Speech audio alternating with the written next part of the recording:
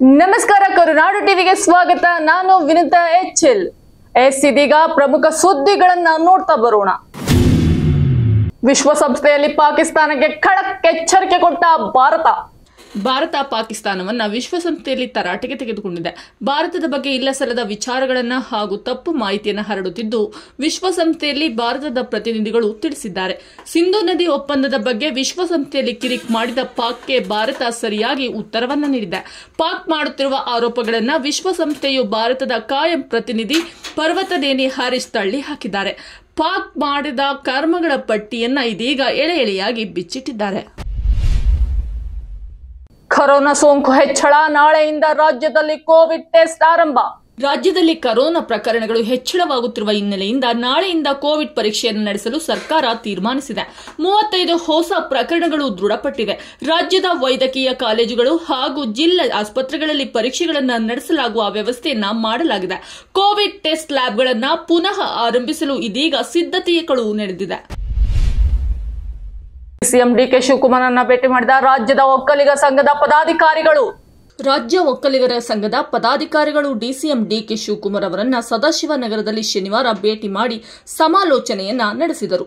ಸಂಘದ ಅಧ್ಯಕ್ಷ ಕೆಂಚಪ್ಪಗೌಡ, ಕೋನರೆಡ್ಡಿ, ಅಂಜನಪ್ಪ, ಎಲ್ ಶ್ರೀನಿವಾಸ್ ಮತ್ತಿತರರು ಉಪಸ್ಥಿತರಿದ್ದರು. ಹಂತವಾಗಿ ಹಿನಕಲ್ ಅಭಿವೃದ್ಧಿಗೆ ನಾನು ಸಿದ್ಧ, ಸಿಎಂ ಸಿದ್ದರಾಮಯ್ಯ ಭರವಸೆ. ಹಿನಕಲ್ ಗ್ರಾಮ ನನಗೆ ರಾಜಕೀಯವಾಗಿ ಶಕ್ತಿ ಕೊಟ್ಟ ಗ್ರಾಮ. ಹಂತವಾಗಿ ಹಿನಕಲ್ನ ಸಂಪೂರ್ಣ ಅಭಿವೃದ್ಧಿಗೆ ನಾನು ಸಿದ್ಧ ಎಂದು ಮುಖ್ಯಮಂತ್ರಿ ಸಿದ್ದರಾಮಯ್ಯನವರು ಘೋಷಿಸಿದರು. ಮೊದಲ ಬಾರಿ ಮುಖ್ಯಮಂತ್ರಿಯಾಗಿ ಇಂದಿರಾ ಕ್ಯಾಂಟೀನ್ಗಳನ್ನ ಬಡವರು, ಕೂಲಿ ಕಾರ್ಮಿಕರು, ಆಸ್ಪತ್ರೆಗಳಿಗೆ ಬರುವ ಜನರ ಹಸಿವನ್ನ ಕಡಿಮೆ ದರದಲ್ಲಿ ನೀಗಿಸುವ ಉದ್ದೇಶದಿಂದ ಆರಂಭಿಸಿದೆ. 2017ರಲ್ಲಿ ರಾಹುಲ್ ಗಾಂಧಿಯವರನ್ನ ಕರೆಸಿ ಇಂದಿರಾ ಕ್ಯಾಂಟೀನ್ ಅನ್ನ ಆರಂಭಿಸಿದೆವು. ಆದರೆ ನಂತರ ಬಂದ ಬಿಜೆಪಿ ಸರ್ಕಾರ ಅವಧಿಯಲ್ಲಿ ಬಡವರ ಕ್ಯಾಂಟೀನ್ಗಳು ಸೊರಗಿದವು. ಈಗ ನಾವೇ ಮತ್ತೆ ಅಧಿಕಾರಕ್ಕೆ ಬಂದು ಹಿನಕಲ್ನಲ್ಲೇ ಇಂದಿರಾ ಕ್ಯಾಂಟೀನ್ಗಳನ್ನ ಉದ್ಘಾಟಿಸುತ್ತಿರುವುದು ಮಾತ್ರವಲ್ಲದೆ ಹೊಸದಾಗಿ ಇನ್ನು 183 ಇಂದಿರಾ ಕ್ಯಾಂಟೀನ್ಗಳನ್ನ ಆರಂಭಿಸುತ್ತೇವೆ ಎಂದರು. ಹಿನಕಲ್ ನನಗೆ ರಾಜಕೀಯವಾಗಿ ಶಕ್ತಿ ಕೊಟ್ಟ ಗ್ರಾಮ. ಈ ಗ್ರಾಮದ ಅಭಿವೃದ್ಧಿಗೆ ಅಗತ್ಯ ಇರುವ ಎಲ್ಲವನ್ನೂ ಕೂಡ ಹಂತವಾಗಿ ಮಾಡಲಾಗುವುದು.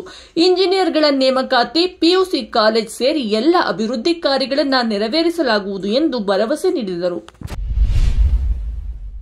ಅತ್ಯಾಚಾರವನ್ನ ತಪ್ಪಿಸಿಕೊಳ್ಳಲು ಆಟೋದಿಂದ ಜಿಗಿದ ಯುವತಿ, ಇದೀಗ ವಿಡಿಯೋ ಸಾಮಾಜಿಕ ಜಾಲತಾಣದಲ್ಲಿ ಫುಲ್ ವೈರಲ್.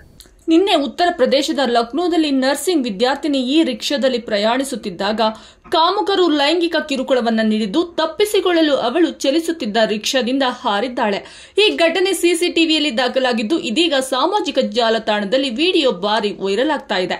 ಲೈಂಗಿಕ ಕಿರುಕುಳ ಪ್ರಕರಣಕ್ಕೆ ಸಂಬಂಧಪಟ್ಟಂತೆ ಅನುಜ್ ಗುಪ್ತಾ, ರಜಿತ್ ಚೌಹಾಣ್, ಅನಿಲ್ ಸಿನ್ಹಾ ಹಾಗೂ ಚಾಲಕ ಸತ್ಯ ಸಿಂಗ್ ಅವರನ್ನ ಪೊಲೀಸರು ಬಂಧಿಸಿದ್ದಾರೆ. ಇದಾಗಿತ್ತು ಈ ಕ್ಷಣದ ಪ್ರಮುಖ ಸುದ್ದಿಗಳು. ಮತ್ತೊಂದಷ್ಟು ಸುದ್ದಿ ಸಮಾಚಾರದೊಂದಿಗೆ ನಾನು ನಿಮ್ಮ ಮುಂದೆ ಬರ್ತೀನಿ. ನಮಸ್ಕಾರ.